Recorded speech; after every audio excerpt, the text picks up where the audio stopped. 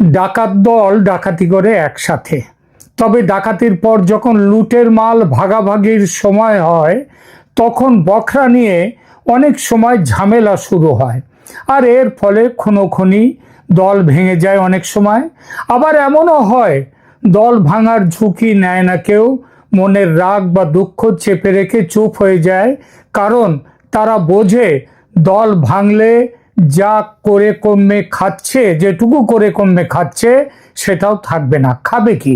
সুতরাং theory of necessity তাদের এক করে রেখে দেয়, একসাথে রাখে। কথাগুলো মনে পড়ল বাংলাদেশের বর্তমান অন্তরিম সরকারের কাজকর্ম দেখে। ডাকাত দলের সঙ্গে তুলনা করলে এবং দেশকে লুটের মাল বললে আপত্তি করতে পারেন অনেকেই, এটা আমি জানি। তবে আপত্তি করলেও সত্যিটাকে তো চেপে রাখা যায় না। আর সেই সত্যি কথা বলতে গেলে বলতে হয়, যেভাবে বিএনপি, জামায়াত, এনসিপি সবাই দেশের জন্য ঝাঁপিয়ে পড়েছে, তাতে আর একটা উপমা মনে পড়ে, সেটাও খুব লাগে, এখানটায় কাজে লাগে। সেটা হচ্ছে শকুন কাঁদে গরুর শোকে। ব্যাখ্যা দিই কেন এমন বলছি, তার ব্যাখ্যা।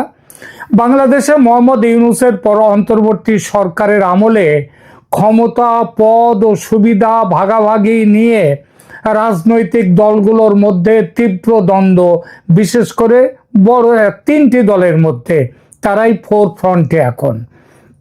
এবং এই তীব্র দ্বন্দ্ব এবং পারস্পরিক অভিযোগ, পাল্টা অভিযোগ, এসব কথা খুব একটা যে গোপন আছে এখন, এমন নয়।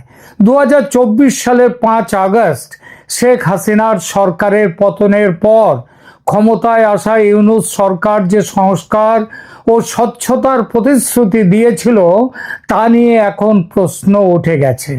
আর এই প্রশ্ন তুলছে সরকারের সঙ্গে যে দলগুলো আছে তারাই তুলছে। বিএনপি, জামায়াত এবং এনসিপি প্রত্যেকেই নিজ নিজ স্বার্থ রক্ষায় সরকারের বিরুদ্ধে অবস্থান নিচ্ছে, সরকারের সমালোচনা করছে। এই পরিস্থিতি বিশ্লেষণ করব সহজ ভাষায় এবং প্রাসঙ্গিক তথ্য সহকারে, বোঝাবো বাংলাদেশ কেন ভাগাড়ে পৌঁছেছে এবং এই দলগুলো যারা বাংলাদেশে বর্তমান শাসন চালাচ্ছে তারা কিভাবে শকুনের ভূমিকায় অভিনয় করছে। শকুন কাঁদে গরুর শোকে। 2024 সালের জুলাই মাসে ছাত্র নেতৃত্বাধীন গণ আন্দোলনে শেখ হাসিনার 15 বছরের শাসনের পতন ঘটে। 8 আগস্ট মোহাম্মদ ইউনূস প্রধান উপদেষ্টা হিসেবে অন্তর্বর্তী সরকারের দায়িত্ব নেন। তার সরকার প্রতিশ্রুতি দেয় দুর্নীতিমুক্ত প্রশাসন, ব্যাপক সংস্কার এবং দ্রুত নির্বাচন। তবে মাত্র কয়েক মাসের মধ্যেই এই অন্তর্বর্তী সরকার নানা বিতর্কের মুখে পড়ে যায়। দুর্নীতির অভিযোগ, পদ বন্টন নিয়ে বিরোধ এবং রাজনৈতিক পক্ষপাতিত্বের অভিযোগ উঠতে থাকে। সরকারের সঙ্গে যেসব দল আছে তারা অবশ্য এইসব অভিযোগকে লুটের মাল ও তার বখরা নিয়ে মারামারি বলতে চাইবে না, বলবে এটা তাদের আদর্শিক সংগ্রাম। তবে এই আদর্শিক সংগ্রামে যা চলছে দেশে, সেসব দেখে সাধারণ মানুষ মনে করে আদর্শ ভাদর্শ কিচ্ছু নয়, এটা লুটের মাগ বখরা নিয়ে টানাটানি। অন্তর্বর্তী সরকারের আমলে লুটের বখরা বলতে বোঝায় সরকারি পদ নিয়োগে পক্ষপাতিত্ব, বিভিন্ন মন্ত্রণালয়ে নিয়োগ, বদলি, পদোন্নতিতে নির্দিষ্ট রাজনৈতিক দল বা গোষ্ঠীর লোকদের প্রাধান্য দেওয়ার অভিযোগ। The Shillong Times news portal 10 আগস্টের এক প্রতিবেদনে একদা প্রধানমন্ত্রী তথা বিএনপি দলের চেয়ারপারসন বেগম খালেদা জিয়ার ব্যক্তিগত সচিব ABM আব্দুস সাত্তারের বয়ানে একগাদা অভিযোগ তুলেছেন।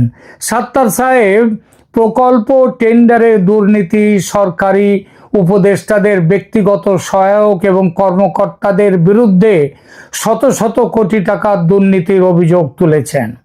জামায়াত, এনসিপি এবং অন্যান্য দলের নেতারাও সরকারি সিদ্ধান্ত প্রভাবিত করার চেষ্টা করছে বলে বিএনপি অভিযোগ করেছে। 80 অন্তর্বর্তী সরকারের সংস্কার ও নির্বাচন নিয়ে মতভেদ প্রসঙ্গে জুলাই চার্টার বাস্তবায়ন, পিআর পদ্ধতি চালু এবং নির্বাচনের সময় নিয়ে দলগুলোর মধ্যে তীব্র দ্বন্দ্ব। দেশের বৃহত্তম বিরোধী দল হিসেবে বিএনপি দ্রুত নির্বাচন চায় এবং ডিসেম্বর 2025 থেকে ফেব্রুয়ারি 2026-এর মধ্যে ভোট অনুষ্ঠানের দাবি জানিয়ে আসছে। এই বিষয়ে বিএনপি দলের অভিযোগ যে ইউনূস সরকার জামায়াত ও এনসিপির স্বার্থ দেখছে, বিএনপির নয়, সব বড় বড় জায়গায় তাদেরই লোক বসাচ্ছে। কিছু উপদেষ্টা নির্দিষ্ট দলের ইঙ্গিত করছে জামায়াতের দিকে, তবে নাম নিচ্ছে না। এর প্রতি পক্ষপাত দুষ্ট বলছে বিএনপি এবং প্রশাসনিক নিয়োগে একদলীয় অর্থাৎ জামায়াতের যে আধিপত্য চলছে, এই অভিযোগ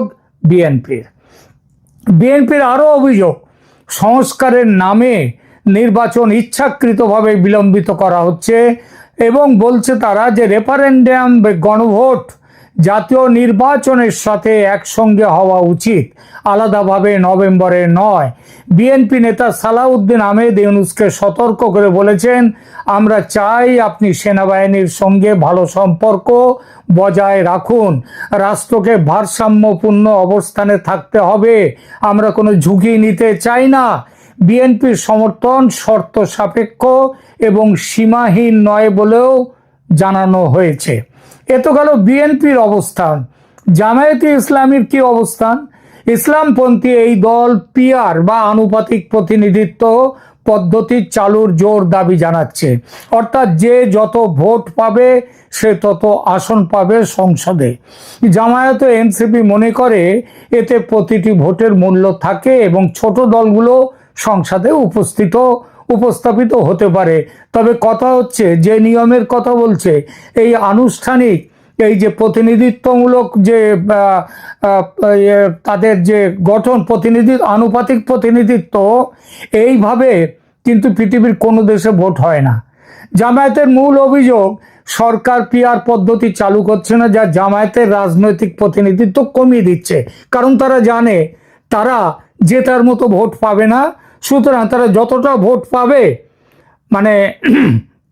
ধরা যাক যদি বিএনপি 35% ভোট পেয়ে যেতে, তাহলে বিএনপি জিতবে সেই আসনে। কিন্তু জামাত যদি সেখানে 34% ভোট পায়, তাহলে জামাত কমে যাবে, সেই আসন পাবে না। জামায়াতের বক্তব্য হচ্ছে 35%-এর জন্য তারা যতটা পাবে, আমরা 34%-এর জন্য ততগুলো আসন পাবো।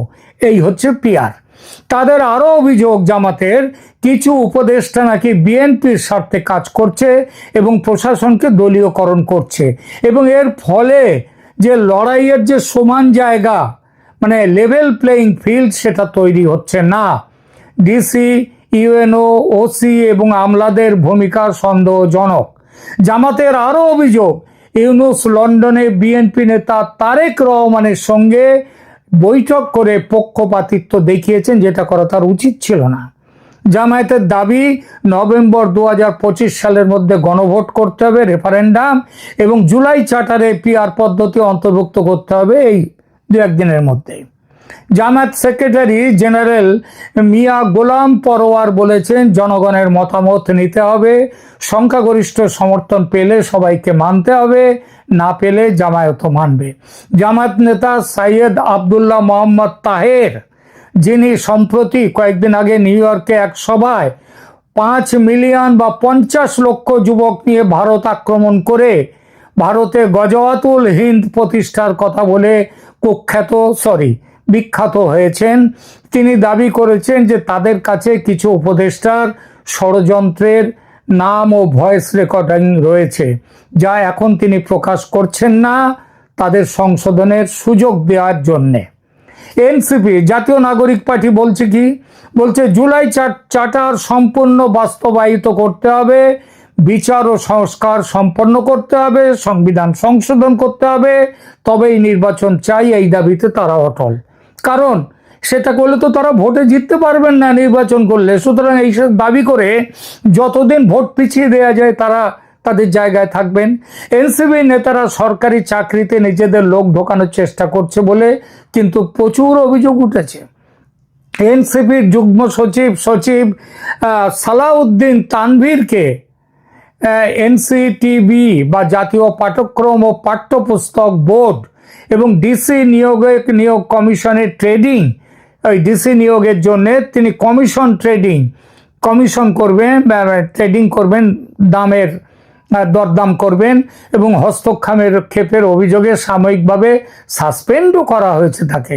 রেলওয়ে মন্ত্রণালয়ে নিয়োজিত 3 ছাত্রনেতার বিরুদ্ধে রেলের টিকিট কালোবাজারি, বদলি বাণিজ্য ও দুর্নীতির অভিযোগ উঠেছে। ইউনূস তারেক বৈঠকের পর এনসিপি হতাশা প্রকাশ করে বলে, সরকার শুধু একটি দলের অবস্থান ও দাবিকে গুরুত্ব দিচ্ছে। এনসিপি নেতারা মনে করে নির্বাচনের তারিখ ঘোষণায় বিএনপিকে অগ্রাধিকার দেয়া হয়েছে, যখন সংস্কার ও বিচার এনসিপির প্রধান দাবি ছিল। মানে ওই ভাগাভাগি নিয়ে টানাটানি, লুটের বকরা নিয়ে টানাটানি, শকুন কাঁদে গরুর শোকে। উপদেষ্টা ও তাদের সহকারীদের বিরুদ্ধে অন্তর্বর্তী সরকারের দুর্নীতি মুক্ত থাকার প্রতিশ্রুতি সত্ত্বেও নানা কেলেঙ্কারি প্রকাশ পেয়েছে। আসিফ মাহমুদ সজীব ভুঁইয়া যুব ক্রীড়া দপ্তরের উপদেষ্টা এবং স্থানীয় সরকার মন্ত্রণালয়েরও ভার তার উপর। তার সহকারী ব্যক্তিগত সচিব মোয়াজ্জেম হোসেনের বিরুদ্ধে 300 কোটি টাকা আত্মসাতের অভিযোগ। মিনি স্টেডিয়াম প্রকল্পের খরচ 12 বিলিয়ন টাকা বৃদ্ধি করা হয়েছে, 158% বাড়ানো হয়েছে। এই ব্যাপারে চাপ দেওয়ার ব্যাপারে অভিযোগও এই মহাবিপ্লবী ছাত্র নেতা আসিফ মাহমুদ সজীব ভুঁইয়ার নামে। তার পিতার বিরুদ্ধে সন্দেহজনক পরিস্থিতিতে সরকারি ঠিকাদার লাইসেন্স পাওয়ার অভিযোগ আছে, যার জন্য আসিফ প্রকাশ্যে ক্ষমা চাইতেও বাধ্য হয়েছেন।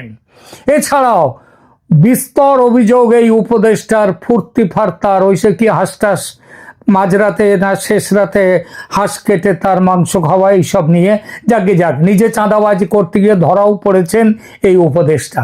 বিএনপি চেয়ারপারসন খালেদা জিয়ার সচিব ABM আব্দুস সাত্তার অভিযোগ করেন, আমি অন্তত 8 জন উপদেষ্টার সীমাহীন দুর্নীতির প্রমাণ দিতে পারি। কোনো পদে নিয়োগ বা বদলি তাদের খুশি না করে হয় না, মানে টাকা না দিয়ে হয় না। এক উপদেষ্টার APS এর অ্যাকাউন্টে 300 কোটি টাকা পাওয়া গেলেও তার বিরুদ্ধে কোনো ব্যবস্থা নেওয়া হয়নি, তার বিরুদ্ধে FIR হয়নি, তাকে জেলখানায় পাঠানো হয়নি, গ্রেপ্তার হয়নি। সরকারি গাড়ির অপব্যবহার অজস্র। বহু উপদেষ্টা নিয়ম বহির্ভূতভাবে একাধিক গাড়ি ব্যবহার করছেন ব্যক্তিগত কাজে। এমনকি গাড়ি করে যে জায়গায় 3-4 ঘন্টায় যাওয়া যায় সেখানে হেলিকপ্টারে যাচ্ছেন এবং সেখানে রেড কার্পেট বিছিয়ে দেওয়া হচ্ছে তাদের অভ্যর্থনার জন্য। তো এইসব কাজে ইউনূসের নিজের প্রতিষ্ঠান, ইউনূস নিজেও কম যান না। তিনি গ্রামীণ ব্যাংককে 5 বছরের কর ছাড় দিয়েছেন এবং গ্রামীণ কল্যাণকে এখান থেকে নিজের জন্য 666 কোটি টাকা করের অব্যাহতি তিনি আদায় করে নিয়েছেন। ক্রিপ্টো কারেন্সিতে সম্পদ লুকানোর অভিযোগ আছে। কিছু তথ্যসূত্র দাবি করেছে যে সরকারি কর্মকর্তা ও ছাত্র নেতারা বিটকয়েনে লাখ লাখ ডলার জমা করেছেন। কাদের কতটা জমা, ছোটখাটো একটু হিসাবটা দিয়ে দিই। নাহিদ ইসলাম, তার নামে আছে 204.64 BTC, যার বাংলাদেশি টাকায় যার পরিমাণ হচ্ছে প্রায় 220 কোটি টাকা তিনি জমা রেখেছেন। আসিফ মাহমুদ 113 BTC, তার হচ্ছে তার টাকার প্রমাণ কত হচ্ছে প্রায় 100 কোটি টাকার ওপরে। শফিকুল আলম ইউনূসের যে প্রেস সেক্রেটারি, যাকে অনেকে আবার আদর করে ডাস্টবিন শফিক বলেন, তিনি রেখেছেন 93.06 BTC মানে বিটকয়েন, যার মূল্য $10 মিলিয়ন, মানে $1 কোটি। মানে বাংলাদেশের হিসাবে দেখুন এবার কত কোটি টাকা হয়। যদিও এই তথ্য নিশ্চিত নয়, তারা বলতেই পারেন, কারণ প্রমাণ নেই, তবুও এটা গুরুতর আলোচনার জন্ম দিয়েছে। সবচেয়ে বড় কথা, এই অভিযোগের সত্যতা নির্ণয় করতে সরকার কিন্তু কোনো ব্যবস্থা নেয়নি। জুলাই চার্টার ও রেফারেন্ডাম নিয়ে দ্বন্দ্ব। সেখানে দেখুন, জুলাই চার্টার, জাতীয় চার্টার হলো 33টি রাজনৈতিক দলের মধ্যে সাংবিধানিক, নির্বাচনী, প্রশাসনিক সংস্কার বিষয়ে ঐকমত্যের ভিত্তিতে প্রণীত একটি ঘোষণাপত্র। আজকালের মধ্যেই সেটা বাইরে ঘোষণাপত্র জারি করার কথা, সব সই সাবুত করে। এতে 28টা পয়েন্ট রয়েছে, যার মধ্যে আছে 84টি প্রস্তাব। অর্ধেক সাংবিধানিক সংস্কার সংক্রান্ত, মানে সংবিধানকে ওলটপালট করে দেয়া। রাজনৈতিক দলগুলির 60% দল এই চার্টারে স্বাক্ষর করতে রাজি হয়নি। আসা যাক রেফারেন্ডাম বা গণভোট প্রসঙ্গে। নভেম্বর 2025 সালে নির্বাচনের আগে রেফারেন্ডাম চায় জামাত ও এনসিপি। তারা বাংলাদেশের সংবিধান, বাংলাদেশের গণতন্ত্র খোলনলচে পাল্টে দিতে চায়। বিএনপি আবার রেফারেন্ডাম নির্বাচনের সাথে, বিএনপি কিন্তু বলে এটা করতে হবে ফেব্রুয়ারিতে 2026-এ, ভোট এবং গণভোট দুটো একসাথে হবে, তাতে অর্থের সাশ্রয় হবে। পিআর পদ্ধতির অন্তর্ভুক্তি। জামাত দাবি করছে জুলাই চার্টারে পিআর পদ্ধতির প্রস্তাব রেফারেন্ডামে রাখতে হবে। বিএনপি ও জাতীয় পার্টি সংবিধান অনুযায়ী নির্বাচন চায়, পিআর নিয়ে তাদের মত নেই। জাতীয় ঐক্যমত্য কমিশনের ভূমিকা কি? কমিশন 15-16 অক্টোবর এই আজকালের মধ্যে চার্টার চূড়ান্ত করার পরিকল্পনা করেছিল। তবে চূড়ান্ত খসড়ায় চূড়ান্ত মতবিরোধের বিষয়গুলো থাকায় দলগুলির মধ্যে বিভেদ থাকছে এবং তার জন্য সেটা জারি হবে না। বিএনপি ও তার সহযোগীরা 11টা ভিন্ন মতের নোট দাখিল করেছে, যার মধ্যে বিএনপির একার হচ্ছে 9টি। বিশেষজ্ঞদের সমালোচনা এই সরকার সম্পর্কে কীরকম? সরকারের খুব কাছের মানুষ দেবপ্রিয় ভট্টাচার্য, তিনি বলেছেন এই সরকারের এখন ক্ষমতা থেকে বেরিয়ে যাওয়ার সময় এসেছে। যত বেশি দিন ক্ষমতায় আঁকড়ে থাকবে সংকট তত গভীর হবে। সাংবাদিক মাসুদ কামাল বলেন, সংস্কারের নামে নির্বাচন বিলম্বিত করা হচ্ছে। কেন এই দ্বন্দ্ব? কারণ ওই যে বললাম, লুটের বখরা নিয়ে ঝগড়া। অন্তর্বর্তী সরকারের আমলে এই লুটের বখরা নিয়ে দ্বন্দ্ব মূলত 4টি কারণে। 1, ক্ষমতার শূন্যতা, অনিশ্চয়তা। হাসিনা সরকারের পতনের পর ক্ষমতার শূন্যতা তৈরি হয়েছে। প্রতিটি দল নিজের প্রভাব বিস্তার ও পরবর্তী নির্বাচনে সুবিধা নিশ্চিত করতে চায়। 2, নির্বাচনী কৌশল ও পদ্ধতি নিয়ে মৌলিক পার্থক্য। 3, এর মধ্যে আছে, এর মধ্যে আবার আছে জামায়াত ও অন্যান্য ইসলামী দলগুলো পিআর পদ্ধতি চায়, কারণ তারা বেশি প্রতিনিধিত্ব যাতে পায়। আবার 3 নম্বর, ইউনূস সরকারের রাজনৈতিক অভিজ্ঞতার অভাব। নির্বাচিত নয় এমন একটি সরকার গভীর রাজনৈতিক সংস্কার করতে গিয়ে লেজে গোবরে হয়ে যাচ্ছে, দেশটাকে শেষ করে দিচ্ছে। 4, ব্যক্তিগত উচ্চাকাঙ্ক্ষা, অসৎ মনোবৃত্তি, টাকার লোভ। স্বয়ং মোহাম্মদ ইউনূস কোনো ব্যতিক্রম নন। তিনি পুরো টিমটাকে এই অসৎ টাকার লোভের দিকে তিনি লিড করছেন। এর পরিণতি ও ঝুঁকি কি? এই রাজনৈতিক দ্বন্দ্বের ফলে রাজনৈতিক বিভেদ বৃদ্ধি পাচ্ছে। জুলাই বিপ্লবের সময় যে ঐক্য ছিল তা ভেঙে গেছে। জনজীবনের প্রবল অস্থিরতা, আইন শৃঙ্খলা জঘন্য। দৈনিক 200 জন নারী যৌন নির্যাতনের শিকার। ছিনতাই ও হাইজ্যাকিং বেড়েছে। সংখ্যালঘুদের উপর বেড়েছে ভয়ঙ্কর অত্যাচার। অর্থনৈতিক সংকট, মুদ্রাস্ফীতি ও বেকারত্ব বৃদ্ধি ভয়ঙ্কর। অথচ সরকারি কর্মকর্তারা লাখ লাখ ডলার জমা করছে। ইউনূস কোটি কোটি টাকা খরচ করে বিদেশ ভ্রমণ করছেন ফুর্তি করতে। নির্বাচন বিলম্বের আশঙ্কা। সংস্কারের নামে নির্বাচন 2026 সালের পরেও পিছিয়ে যেতে পারে, যার ইঙ্গিত দিয়েছেন স্বয়ং মোহাম্মদ ইউনূস। এরই মধ্যে অশনি সংকেত, অপরাধ ট্রাইব্যুনালে সেনাকর্তাদের বিচার। সেনাবাহিনীকে দখল করে ইসলামিক রেভলিউশনারি গার্ড তৈরির পরিকল্পনা। বিএনপি ইউনূসকে বলেছে সেনাবাহিনীর সাথে সম্পর্ক খারাপ করবেন না এবং পতিত স্বৈরাচারীরা মানে আওয়ামী লীগ এই দ্বন্দ্বের সুযোগ নিতে পারে তাহলে। অর্থাৎ এটা অন্য কোনো কারণে নয়, যদি আওয়ামী লীগ ফিরে আসে সেই ভয়ে শুধু বিএনপি নয়, জামাত, এনসিপি, উপদেষ্টারা সবাই এখন পাগল। জামাত ও এনসিপি মানে স্বয়ং ইউনূস উল্টো পথে হাঁটছেন। সেনা শেষ হওয়া মানে দেশ শেষ হওয়া, সেই কাজে নেমে পড়েছেন। সেনাবাহিনীর সঙ্গে সাম্প্রতিক সময়ে ইউনূস সরকার এবং সেনাবাহিনীর যে প্রবল একটা অস্থিরতা তৈরি হয়েছে এবং এই তৈরি হওয়ার পরে আপাতত ওয়াকারুজ্জামান একটা বুদ্ধি করে কিছুটা সময় অন্তত আদায় করে নিয়েছেন। তিনি হেফাজতে নিয়েছেন বোধহয় 14 জন না 15 জন সেনাকর্তাকে তিনি হেফাজতে নিয়েছেন। হেফাজতে মানে নেওয়া মানে কিন্তু গ্রেপ্তার নয়। হেফাজতে মনে রাখতে হবে, গ্রেপ্তার হলো একজন ব্যক্তিকে আইনত আটক করার প্রক্রিয়া, আর হেফাজতে নেওয়া হলো তাকে শারীরিকভাবে নিয়ন্ত্রণে রাখা, অর্থাৎ তার ওপরে যাতে কেউ ঝাঁপিয়ে না পড়তে পারে কিংবা তিনি যাতে অন্য কারোর ওপরে ঝাঁপিয়ে না পড়তে পারেন বা দেশ থেকে চলে না যেতে পারেন, তার জন্যে হেফাজতে রাখা, কিন্তু গ্রেপ্তার হয়নি। তার মানেটা দাঁড়াচ্ছে হেফাজতে থাকা মানেই গ্রেপ্তার হওয়া নয়। সব গ্রেপ্তারে হেফাজত থাকে, কিন্তু সব হেফাজতে গ্রেপ্তার থাকে না। সেনাপ্রধান তার এই চালে অন্তত আপাতত তাজুল ইসলামকে এবং ইউনূস সরকারকে টেক্কা দিয়েছেন। সেনাপ্রধান ওয়াকারুজ্জামানের অবস্থান তিনি স্পষ্ট করে বলে দিয়েছেন যে দেশের সেনাপ্রধান তারা হচ্ছে তাদের বাংলাদেশের সার্বভৌমত্ব অলঙ্ঘনীয় এবং জনগণের দ্বারা নির্বাচিত সরকারি বড় সিদ্ধান্ত নিতে পারে। শেষ করি আলোচনা। মোহাম্মদ ইউনূসের অন্তর্বর্তী সরকারের আমলে লুটের বখরা নিয়ে দ্বন্দ্ব, আসলে ক্ষমতা, প্রভাব এবং রাজনৈতিক ভবিষ্যৎ নিয়ে প্রতিযোগিতা। শেখ হাসিনার আমলেও লুট ছিল, অন্যায় ছিল, সব দেশেই থাকে। ভারতে লালু প্রসাদ একা নেই, অনেক লালু প্রসাদ আছে, হয়তো লালু প্রসাদের মতো এতটা বড় নন।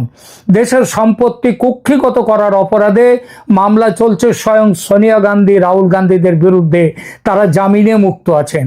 সাম্যবাদী চীনের তাবড় নেতারা দুর্নীতির অভিযোগে কারাগারে গেছেন, একজন নয় একাধিক জন।